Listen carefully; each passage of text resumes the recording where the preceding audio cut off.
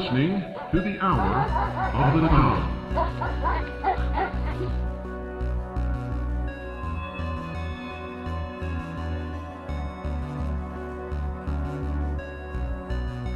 Gentlemen, who are like, verify the facts in their own words. It is extremely important that you understand what is happening, whether you agree with it, whether you take one side or the other. It is important that you know. For it is not fun to be the flotsam and jetsam in a war. All humanity must make a choice, and must make that choice soon. I pray that yours will be the right choice. And I'm going to quote verbatim throughout this text. We shall endeavor to show the cosmic root of both of these institutions, the purpose of each, and the training which each will inaugurate if successful. Also the nature of the soul quality which may be expected to result from each method. Our opposition is not fanatical or blind to the merits of the Catholic religion. However, the Catholic is our brother as well as the Mason.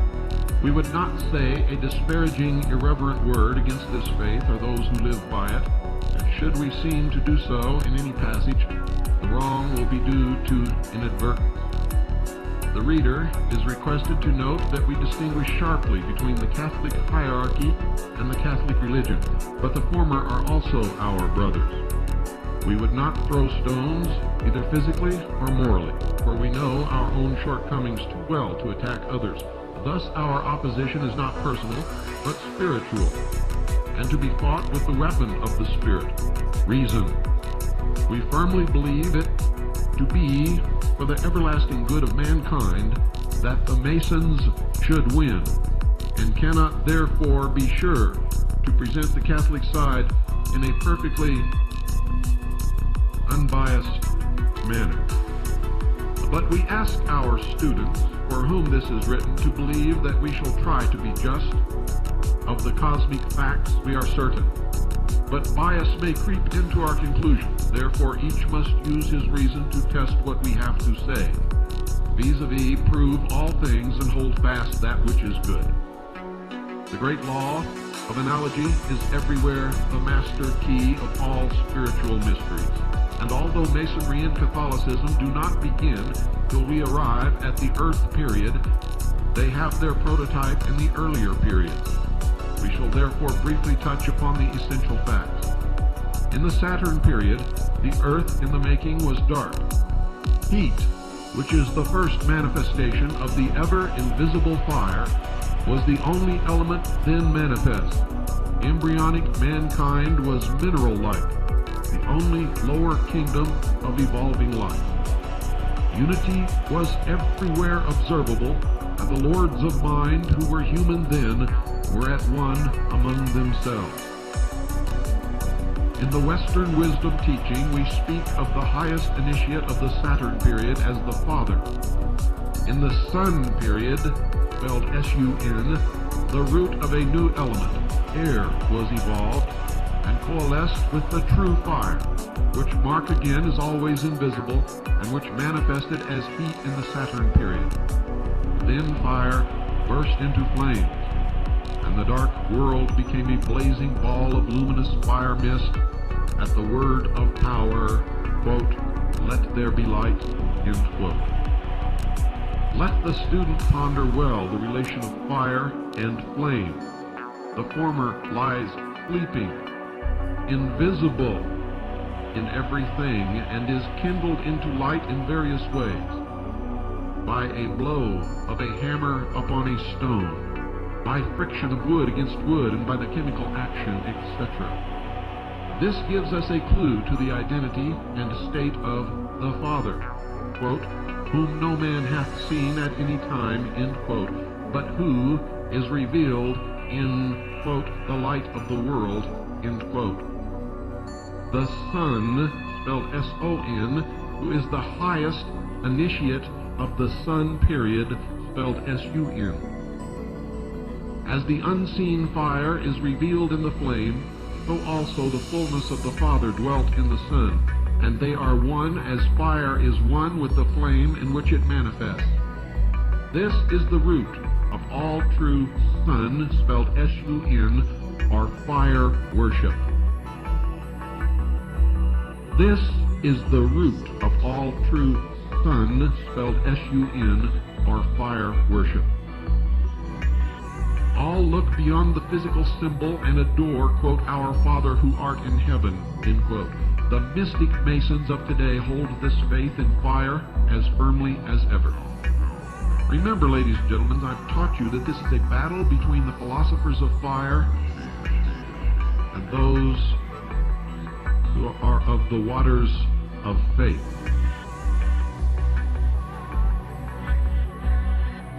You will also understand many of the things that are becoming politically correct now,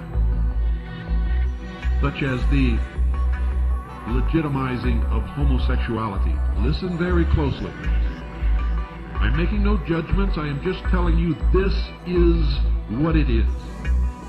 Like it or not, believe it or not, those in power, those changing the world today, those who are ticking off the minutes of the timetable toward the New World Order, they believe in this religion. And if they believe in it, it makes no difference whether you believe in it or whether you like it or whether you laugh at it. It will affect you. Make no mistake. And I continue. Thus it will be seen that the unity which prevailed in the Saturn period continued in the Sun period. The ordinary humanity of that time has now evolved to the glory of archangels. Some were more advanced than others, but there was no antagonism among them. Our present humanity had advanced to a plant-like stage and was slightly above the new life wave started in the Sun period, and unity also here prevailed. In the Moon period, contact of the heated sphere with cold space generated moisture, and the battle of the elements commenced in all its fierceness. The heated ball of fire endeavored to evaporate the moisture, force it outwards, and create a vacuum wherein to maintain its integrity and burn undisturbed. But there is and can be no void in nature. Hence, the outrushing steam condensed at a certain distance from the heated ball, and was again driven inwards by the cold of space to be again evaporated and propelled outwards in a ceaseless round for ages and ages as a shuttlecock between the separate hierarchies of spirits composing the various kingdoms of life, represented in the fire sphere and cosmic space, which is an expression of the homogeneous absolute spirit.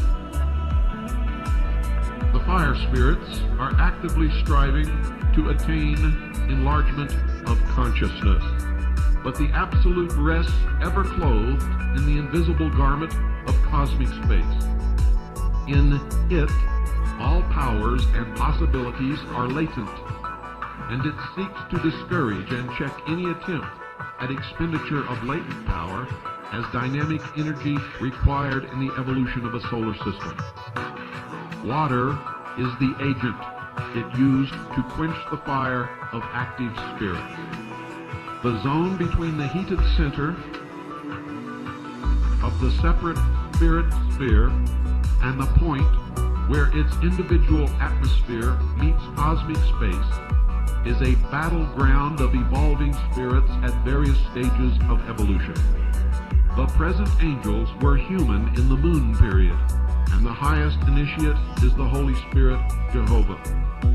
As our humanity and the other kingdoms of life on earth are variously affected by the present elements, so that some like heat, others prefer cold, some thrive on moisture, and others require dryness, so also in the Moon period, among the angels, some had affinity for water, others abhorred it and loved fire.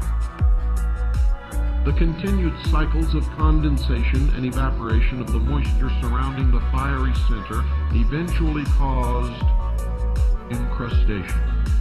And it was the purpose of Jehovah to mold this red earth, translated Adam, into forms wherein to imprison and quench the spirits in the fire.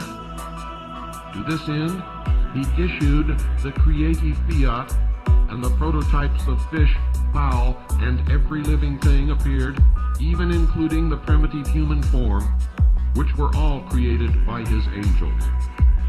Thus he hoped to make all that lives and moves subservient to his will. Against this plan, a minority of the angels rebelled. They had too great an affinity for fire to bear contact with water, and refused to create the forms as ordered, but thereby they at the same time deprived themselves of an opportunity of evolution along the conventional lines, and became an anomaly in nature. Furthermore, having repudiated the authority of Jehovah, they must work out their own salvation in their own manner. How this has been accomplished by Lucifer, their great leader, will be made plain in the following articles. For the present, suffice it to say that in the Earth period, when various planets were differentiated to provide proper evolutionary environment for each class of spirits, the angels under Jehovah were set to work with the inhabitants of all planets having moons, while the Lucifer spirits have their abode upon the planet Mars. The angel Gabriel is representative on earth of the lunar hierarchy, presided over by Jehovah. The angel Samael is ambassador of the martial forces of Lucifer. Gabriel, who announced the coming birth of Jesus to Mary, and his lunar angels are therefore the givers of physical life, while Samael and the hosts of Mars are the angels of death. Thus originated the feud in the dim dawn of this cosmic day, and that which we see as Freemasonry today is an attempt by the hierarchs of fire, the Lucifer spirits, to bring us the imprisoned spirit light, that by it we may see and know. Now let me read that again for you so that you don't miss it, and this is out of their own mouths.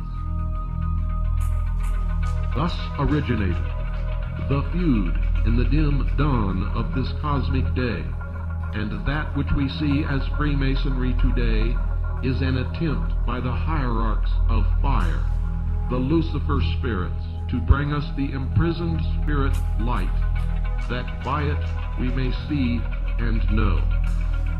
Catholicism is an activity of the hierarchs of water, and places holy water at the temple door to quench the spirits seeking light and knowledge, and to inculcate faith in Jehovah. When they speak of the Catholic Church, they are talking about Christianity, ladies and gentlemen, in all of its forms. As the vernal equinox is said to be at the first point of Aries, no matter where in the constellations it falls, by precession, though the point where the human seed atom comes from the invisible world and is taken in hand by the lunar god of generation. Remember, generative force, the phallus of Osiris, the lost word of Freemasonry, the obelisk, the Washington Monument. Jehovah, through his ambassador, the angel Gabriel, is esoterically the first point of Cancer. This is the cardinal sign of the watery triplicity, and is ruled by the moon. There conception takes place, but were the form built of water, and its corner and its concretions alone, it could never come to birth. Though 4 months later, when the fetus has reached the stage of development corresponding to the second sign of the water triplicity, Scorpio, the 8th sign, which corresponds to the house of death, Samael, the dauntless ambassador of the Lucifer spirits, invades the watery domain of the lunar hierarchy and introduces the fiery spark of the spirit into the inert form, to leaven, quicken, and mold it into an expression of itself. There the silver cord, which has grown from the seed atom of the dense body located in the heart, since conception is welded to the part that has sprouted from the central vortex of the desire body located in the liver. And when the silver cord is tied by the seed atom of the vital body located in the solar plexus, the spirit dies to life in the supersensible world and quickens the body it is to use in its coming earth life. This life on earth lasts until the course of events foreshadowed in the wheel of life, the horoscope, has been run, and when the spirit again reaches the realm of Samael, the angel of death, the mystic 8th house, the silver cord is loosed, and the spirit returns to God who gave it until the dawn of another life day in the school of earth, beckons it to a new birth, that it may acquire more skill in the arts and crafts of temple building. Remember this wheel of life, also known as the circle of life. And remember the crafts, the arts of temple building. About 5 months after the quickening, when the last of the watery signs, Pisces, has been passed, the representative of the Lucifer spirits, Samael, focuses the forces of the fiery sign, Aries, where Mars is positively polarized, so that under the impulse of their dynamic energy, the waters of the womb are voided, and the imprisoned spirit liberated into the physical world to fight the battle of life. It may blindly butt its head against the cosmic forces typified by the first of the fiery signs, Aries the Ram, which is a symbol of the brute strength brought to bear upon the problems of life by the most primitive races. Did you get that? The most primitive races. Remember I taught you that this is all about race also. And don't forget it. The signs, the symbols, the language is all around you. You just don't know how to read it. Or it may adopt the more modern method of cunning as a means of attaining mastery over others, which characteristic is indicated in the second of the fiery signs, Leo the lion, the king of beasts. Or perchance it may rise above the animal nature and aim at the stars with the bow of spiritual aspiration, typified by the last of the fiery signs, Sagittarius, the centaur. The centaur is just ahead of the watery sign, Scorpio, a warning that one who tries to reach that last stage and assert his divine right of choice and prerogative as free Nisan, a son of fire and light, will surely feel the sting of the scorpion in his heel, which will goad him onward upon the path where men become, quote, wise as serpents, end quote. It is from this class that mystic masonry is recruited, with men who have the indomitable courage to dare, the unflagging energy to do, and the diplomatic discrimination to be silent. A very mystic movement has its legend, which tells in symbolic language its status in the cosmic order and the ideal which it tries to realize.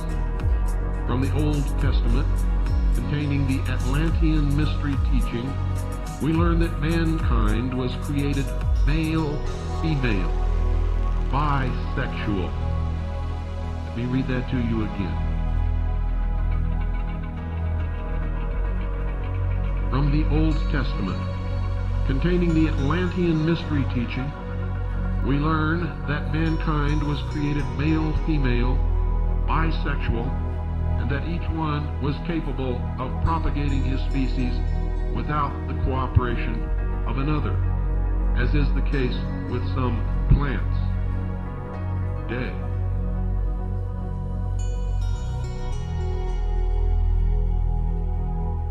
Later on, we were informed Jehovah removed one pole of the creative force from Adam, the early humanity, and that there were henceforth two sexes. The esoteric teaching supplements this information by stating that the purpose of this change was to use one pole of the creative force for the building of a brain and larynx wherewith mankind might acquire knowledge and express itself in speech. The intimate connection between the organs, brain, larynx, and genitals is evident to anyone upon the slightest examination of facts. The boy's voice changing at puberty, the mental deficiency resulting from overindulgence of the passional nature, and the inarticulate speech of the mentally defective, with many other facts which might be added, prove this assertion.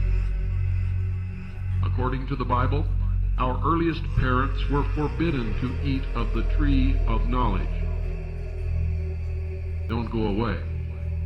There's a lot more, ladies and gentlemen, and it's going to absolutely amaze you. At least some of you new to this broadcast.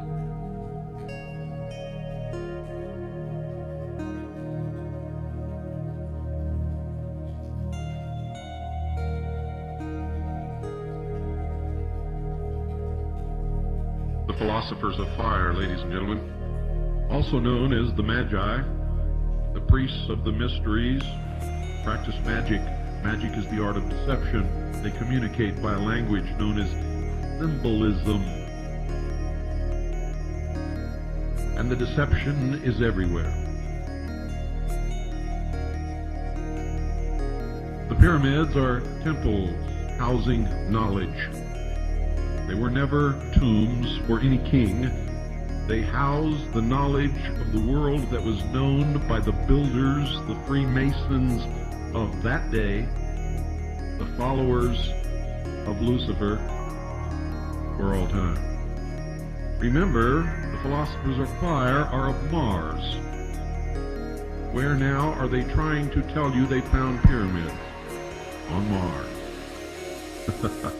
To what? To perpetrate the external threat from space scam in order to scare you into accepting a world government to oppose that threat. And there's much, much more. Once you catch on to the symbology, they cannot fool you any longer. And what was the great tome outed by Stanton T. Friedman and William Moore? Majestic 12, Top Secret / Magic, Project Aquarius, The New Age. I could go on and on and on and on. Now let me continue with the tome at hand. According to the Bible, our earliest parents were forbidden to eat of the tree of knowledge, but Eve, seduced by the serpent, did eat, and later induced the man to follow her example. Who the serpents are and what the tree of knowledge is may also be determined from certain passages in the Bible. We are told, for instance, that Christ exhorted his disciples to be, quote, wise as serpents and harmless as doves, end quote. The so-called curse pronounced upon Eve after her confession declares that she must bear her children in sorrow and pain, and that the race will die. It has always been a great stumbling block to Bible commentators as to what connection there could be between the eating of an apple, death, and painful parturition. Parturition is the giving of birth. But when we are acquainted with the chaste expressions of the Bible, which designates the creative act by such passages as, Adam knew Eve, and she bore Cain. Adam knew Eve, and she bore Abel. How can I bear a child, seeing I know not a man, etc.? It is very evident that the tree of knowledge is a symbolical expression for the creative act. Then it is plain that the serpents taught Eve how to perform the creative act, and that Eve instructed Adam. Therefore Christ designated the serpents as harmful, while admitting their wisdom. To get at the identity of the serpent, it is necessary to invoke the esoteric teaching, which points them out as the martial Lucifer spirits, rulers of the serpentine sign Scorpio. The martial spirits of Lucifer, of the serpentine sign Scorpio. Their initiates, even so late as the Egyptian dynasty, wore the uraeus, or serpent symbol, in the forehead as a sign of the source of their wisdom. All of this just confirms everything that I have ever taught you. I continue. As a consequence of this unauthorized use of the creative force, humanity ceased to be ethereal and crystallized into the coats of skin, our physical body, which now hides from them the gods who dwell in the invisible realms, and great was their sorrow at this loss. Generation had been originally established by the angels under Jehovah. It was then performed in great temples under propitious planetary conditions, and parturition was then painless, as it is today among wild animals, where the creative function is not abused for the purpose of gratifying the senses. Degeneration resulted Degeneration resulted from the ignorant and unauthorized abuse inaugurated by the Lucifer spirits. Regeneration must be undertaken in order to restore man to his lost estate as a spiritual being, and to free him from this body of death wherein he is now encrusted. Death must be swallowed up in immortality. To attain this object, a covenant was made with humanity when it was expelled from the garden of God to wander in the wilderness of the world. According to that plan, a tabernacle was built after a pattern planned by the god Jehovah, and an ark symbolical of the human spirit was placed in it. Its staves were never taken out of their place, to show that man is a pilgrim on the earth and may never rest until he reaches the goal. There was within it a golden pot with manna, man, fallen from heaven, together with a statement of the divine laws which man must learn in his pilgrimage through the wilderness of matter. This symbolic ark contained also a magic wand, an emblem of the spiritual powers called AiraM's rod, which are now latent in everyone on his way to the haven of rest, the mystic temple of Solomon. The Old Testament also tells how humanity was miraculously led and provided for, how after the warfare with the world it was given peace and prosperity by the before-mentioned King Solomon. In short, stripped of all embellishments, the story relates the salient facts of man's descent from heaven, his principal metamorphosis, his transgression of the laws of God Jehovah, how he has been led in the past, and how Jehovah would wish to guide him in the future till he reaches the kingdom of heaven, the land of peace, and again docilely follows the lead of the divine ruler. The Masonic legend has points of variance from as well as agreement with the Bible story. It states that Jehovah created Eve, and you'd better listen very closely here, ladies and gentlemen, because this is going to spill the beans on these guys. The Masonic legend has points of variance from, as well as agreement with the Bible story. It states that Jehovah created Eve, that the Lucifer spirit, Samael, united with her, but that he was ousted by Jehovah and forced to leave her before the birth of her son Cain, who was thus the son of a widow. Then Jehovah created Adam to be the husband of Eve, and from their union Abel was born. Thus, from the beginning, there have been two kinds of people in the world. One, begotten by the Lucifer spirit, Samael, and partaking of a semi-divine nature imbued with the dynamic martial energy inherited from this divine ancestry, is aggressive, progressive, and possessed of great initiative, but impatient of restraint or authority, whether human or divine. This class is loath to take things on faith and prone to prove all things by the light of reason.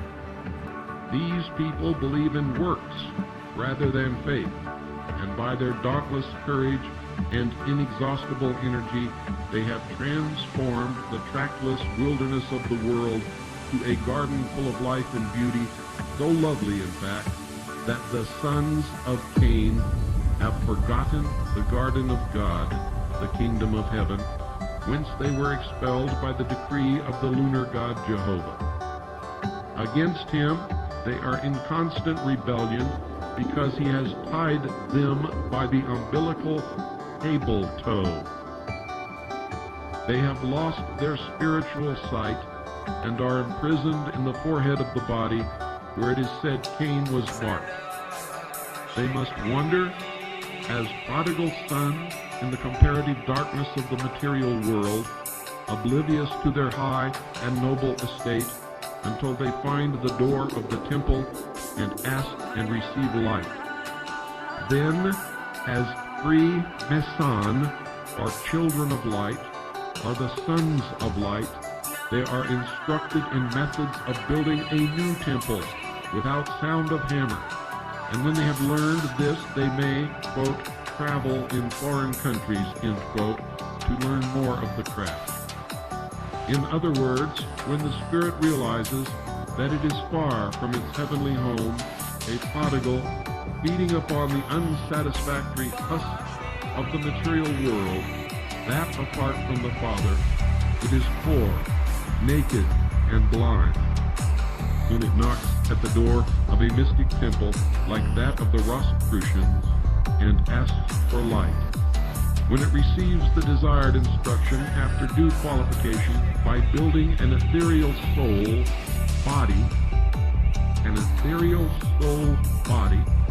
a temple or house eternal in the heavens, not made with hands, and without sound of hammer, when its nakedness is clothed with that house.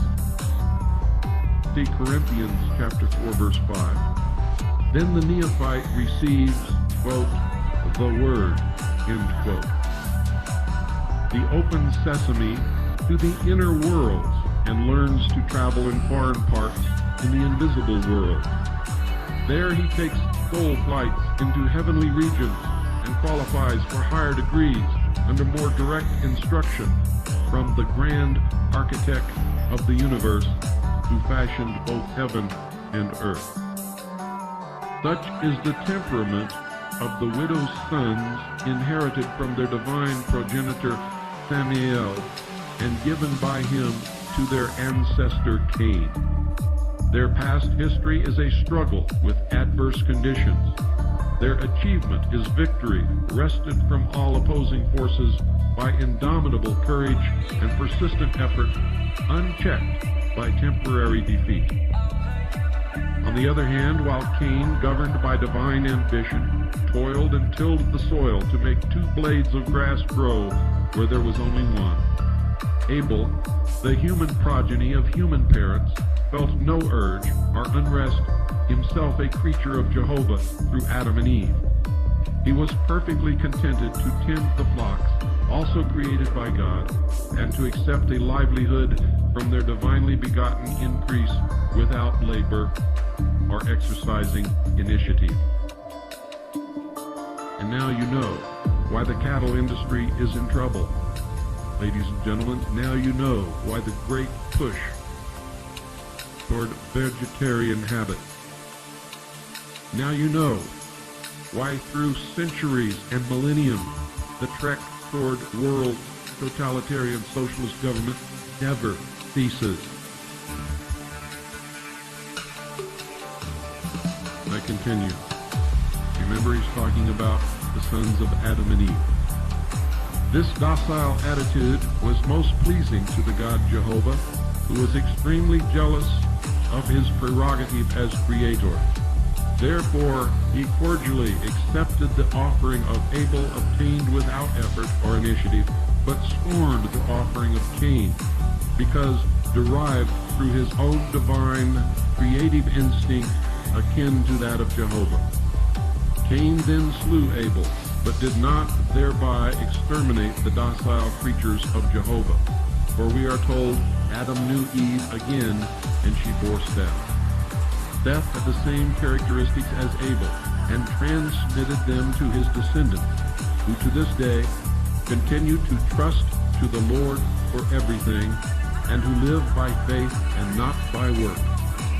By arduous and energetic application to the world's work, the sons of Cain have acquired worldly wisdom and temporal power. They have been captains of industry and masters of statecraft, while the sons of Seth, looking to the Lord for guidance, have become the avenue for divine and spiritual wisdom. They constitute the priestcraft. The animosity of Cain and Abel has been perpetrated and perpetuated from generation to generation among their respective descendants.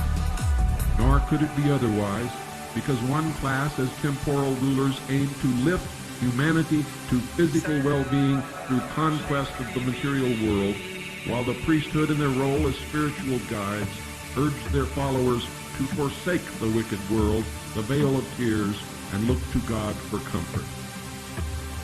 One school aims to turn out master workmen, skilled in the use of tools, wherewith they might wrest a livelihood from the earth. Where they may wrest a livelihood from the earth, which was cursed by their divine adversary Jehovah. The other produces master magicians, skilled in the use of the tongue in invocation, and by the use of the tongue they gain support from the toilers here, and pray themselves and their charges into heaven thereafter. About the future in store for the sons of Cain and their followers, the temple legend is also most eloquent. It states that from Cain descended Methuselah, who invented writing, Tubal-Cain, a cunning worker in metals, and Jubal, who originated music. In short, the sons of Cain are the originators of the arts and crafts. Therefore, when Jehovah chose Solomon, the scion of the race of Seth, to build a house for his name, the sublime spirituality of a long line of divinely guided ancestors flowered into the conception of the magnificent temple called Solomon's Temple, though Solomon was only the instrument to carry out the divine plan revealed by Jehovah to David. But Solomon was unable to execute the divine design in concrete form. Therefore, it became necessary for him to apply to King Hiram of Tyre, the descendant of Cain, who selected Hiram of Biff, the son of a widow, as all Freemasons are called, because of the relation of their divine progenitor with Eve. Hiram of Biff then became Grand Master of the army of construction. In him the arts and crafts of all the sons of Cain who had gone before had flowered. He was skilled beyond all others in the work of the world, without which the plan of Jehovah must have remained forever a divine dream, and could never have become a concrete reality. The worldly acumen of the sons of Cain was as necessary to the completion of this temple as the spiritual conception of the sons of Seth, and therefore, during the period of construction, the two classes joined forces, the underlying enmity being hidden under a superficial show of amity. It was indeed the first attempt to unite them, and had that been accomplished, the world history from then on would have been altered in a very material manner. The sons of Cain, descended from the fiery Lucifer spirits, were naturally proficient in the use of fire. By it, the metals hoarded by Solomon and his ancestors were melted into altars, lavers, and vessels of various kinds. Pillars were fashioned by workmen under the direction of AiraM, the arches to rest upon them. The great edifice was nearing completion when he made ready to cast the molten sea, which was to be the crowning effort, the merging of the molten metal of fire with the waters of faith. It was to be his masterpiece. It was in the construction of this great work that the treachery of the sons of Seth became manifest and frustrated the divine plan of reconciliation. They tried to quench the fire used by AiraM with their natural weapon water and almost succeeded. The incidents which led up to this catastrophe, their meaning, and the sequel will be revealed, ladies and gentlemen, on Monday night.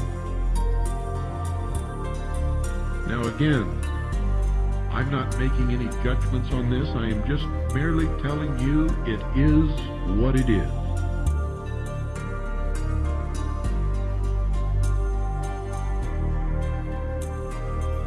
If you're smart, you will learn from it. If you're not smart, you will learn nothing. And this will have been a futile exercise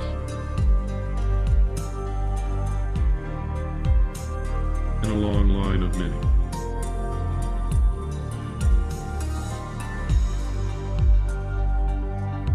And also, if you're paying attention, you should understand that it is all metaphoric. But they're not really attempting a unification at all. They believe that man, because of his creative power, is God. And they worship the generative force or the phallus. And they believe that all things in nature are renewed by fire, and that is why, throughout history, they have always burned their enemies. What took place at Waco, Texas, was a battle between the philosophers of fire and those of the waters of faith. The waters in that battle lost, and they were consumed by the fire. Good night, ladies and gentlemen, and God bless you all.